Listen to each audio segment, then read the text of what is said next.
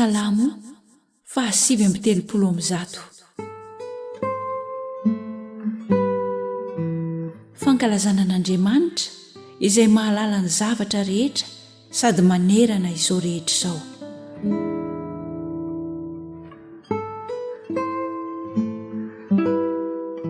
Jehovah, efa nandinika ahy ianao ka mahalala ahy. Ianao no mahalala ny fipetrako sy ny fitsangako, sady mahafantatra ny hevitra eny lavitra eny. Voadinika ao ny toetrako, na mandeha na mandry, ary fantatrao tsara ny alehako rehetra. Fa indro tsy misy teny tsy fantatrao eo amin'ny lelako, Jehovah. Manodidina aho eo ivoako sy eo anatrehako ianao, ary apetraka ao amiko ny tananao. Fahalalana mahagaga loatra izany, eny avo loatra ka tsy tratro. Aiza no ialako amin'ny fanahinao? Aiza no andosirako tsy eo anatrehanao? Na dia miakatra ny an-danitra aza dia any ianao, ary na dia manao ny fiainany tsy hita ho fandriako aza, indro any ianao. Na dia maka ny elatry ny maraina aza mba hitoetra ny amparan'ny ranomasina, dia mbola entin'ny tananao ihany aho, na dia any aza sy azon'ny tananao ankavanana.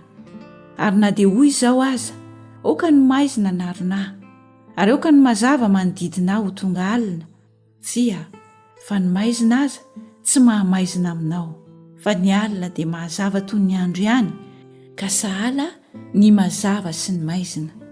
Fa ianao ny naharo ny voako, namolavola tao an-kibon-dreniko ianao. Hideranao aho, fa mahatahotra sy mahatalanjona ny nanaovanao aho.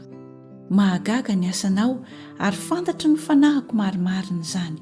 Ny tenako tsy miafina aminao, fonina taotao amin'ny miafina aho. Ka no forononao hisy endrika tany ambanin'ny tany. Ny masonao efa nahita, na dia fony tsy mbola hary fady aza.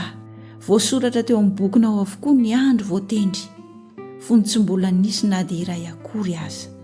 Endre zava-tsy ho amiko indrindra ny hevitrao, Andriamanitra, akory ny hamaroan'ny isany. Raha nisy azy dia maro isa lavitra noho ny fasika izy.